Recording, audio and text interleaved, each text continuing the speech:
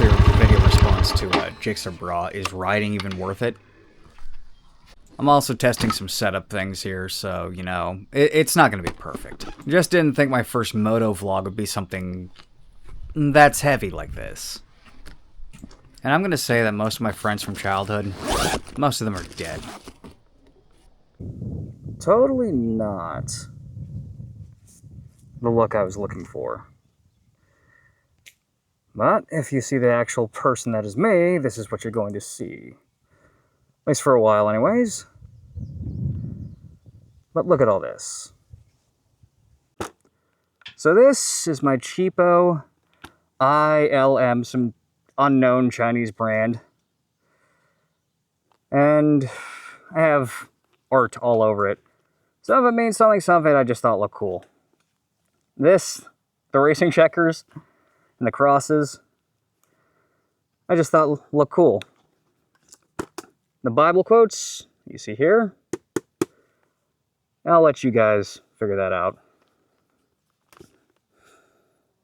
But on the side here, I have the names of several of my friends that have died throughout the years. I also have the names of my 2 children that my ex aborted via alcohol and weed. The words right here, no distractions, that comes from my friend's band. It had meaning to him.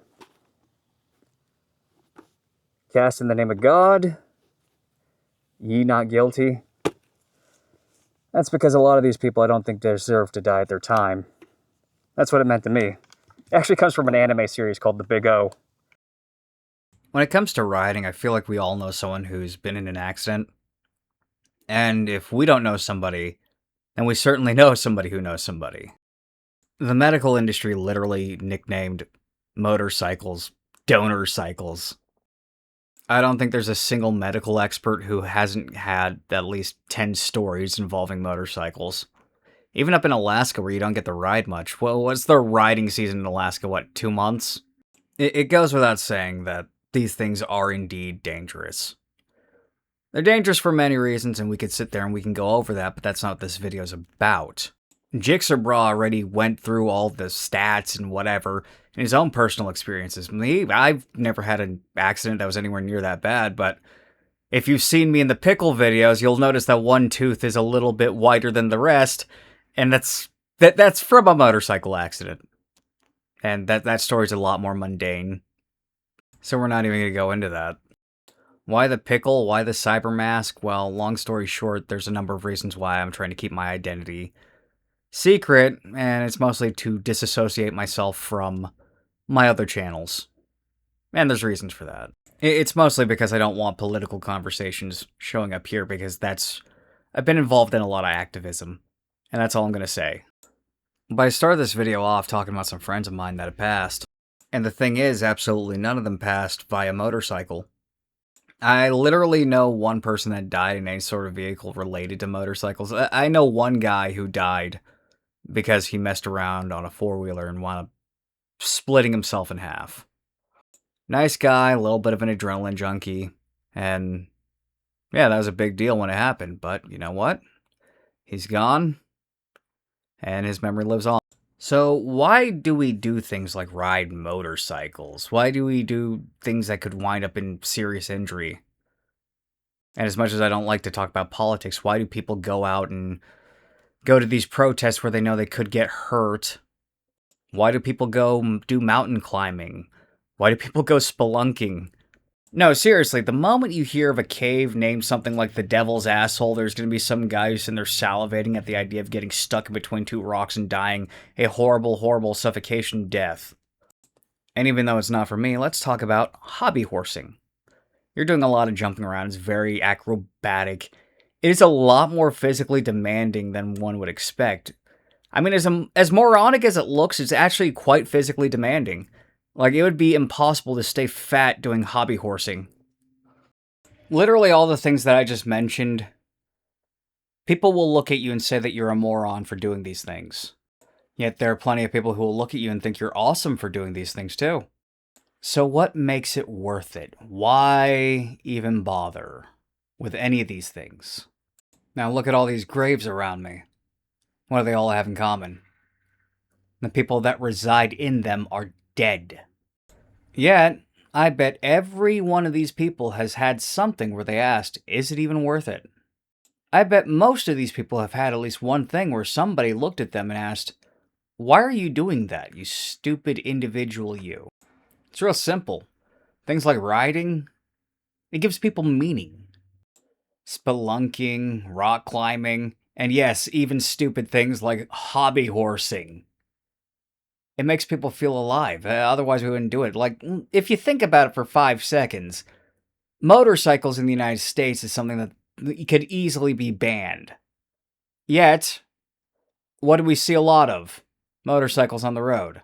In fact, I'd say that things like motorcycles in the United States, it makes a lot less sense than, things like cars. Yet for all these moronic things, people will go out and do them anyways. There's danger in literally everything that you can do. My friend with the band, musical instruments, that's not dangerous at all. I don't think you understand the amount of drugs that are in the musician lifestyle. It doesn't matter if it's like rock, rap, hell, even country. There's danger in everything. Yet, music gave him meaning, so he did music. This guy at one point had about $30,000 worth of band equipment, and he had the credit score to keep paying that shit too. But going back to the topic of dangers, he wound up getting invested into drugs, and that's a whole story, and after about 10 years of slowly going from music, he winds up being found dead in a ditch, ripped apart by animals. My guess is that he overdosed and just fell over. It's like, my work here is done. So there's danger in everything. When it comes to music, drugs. And to my understanding from people who are very much in that sphere, is that one of the reasons why they go and do drugs a lot of the times is so that they can feel the world so much more. Or that they feel the world so much that sometimes they need to numb themselves from the pain of the world. Everyone in this cemetery has their regrets. They have their trials and tribulations, and they had their things that helped them get through it. You look at every scientist, every engineer, every mad individual that went out and did something spectacular. They had people telling them that they're morons. Now, me, I'm just some guy on a cheap Chinese bike in a box. You're not really going to do much with that. But there are some individuals within the sphere that are going to go on and be known as a legend later on in life. Me, I'm going to get forgotten probably 10 years when I'm done with the channel. Now let's go back into the topic of community. Everything that I mentioned prior, spelunking, motorcycling, rock climbing, hobby horsing, there are communities that you meet like-minded individuals. These dangerous things that people will look at you and call you moronic for doing, and hell, even cyclists. Cyclists got this down pat. You meet individuals, you get out and you are social, you are doing the human thing. So why do we seek the danger? The community, the glory, so to speak. Why do we do these things that could wind up killing us? It's real simple. It gives us meaning. That is the simplest way to describe why we would do these dangerous things. Literally every person out here in this field had something that gave them meaning. And there are graves that go back to like the early 1800s in this field here. And I bet you the mass majority of these graves, the mass majority of these people, have had somebody ask them why they would even consider doing something so moronic. Some hobby, something that they really like to do, yet people would look at them like, what is wrong with you for doing that? I may be riding a shitty bike in the box now, but I've got a couple years of riding under my belt. Though the first few aren't exactly good years of riding. I think the term squid is putting it nicely what I was. Hell, the bike that I got, this Chinese bike in the box, I literally only bought it for 2 minutes for a film scene. And I was going to sell it immediately afterwards. I wanted it for all of 2 minutes to film one scene in a video project I was working on, and then I was going to sell it. Because at that point, I already gave up on motorcycling. I wanted to do other things in my life, and, it just didn't feel like something that was very applicable to what I was doing with my life. But then, I throw my leg over this cheap Chinese bike in a box that I literally bought off Amazon, and suddenly I remember. I remember that feeling. I remember the feeling when my face went into the ground and I lost that fucking tooth. I remember how awesome everything felt. I remember how, like, the world just kind of melted around me as I moved through it. I remembered that every time you throw a leg over a bike, it is a deliberate act of courage and bravery, because these things are indeed dangerous. I remembered that it takes a lot of skill to actually be able to survive on one of these things. I also remember that this particular motorcycle gets over 100 miles per gallon, and that gas is getting expensive. And I like the DoorDash, so I want you to do the math there. Literally a single tank kept me going the entirety of last week doing DoorDashes. It's awesome. Okay, more like a tank and a half, but you know, that's neither here nor there. The point is, bikes give my life meaning. I've had a lot of my friends throughout the years die from one thing or another. And this thing, if it dies, it's because of me. And this thing gives me a sense of hope. It gives me a sense of accomplishment. It makes me feel like I'm actually going out and doing something. Yay, I made it back the next day. That's one of the reasons why I ride. And it's genuinely been beneficial to my mental and physical health. Like, I smoke a lot less if I'm on the bike. If I'm not riding the motorcycle, if I'm not out door dashing, I'll smoke about a pack and a half a day.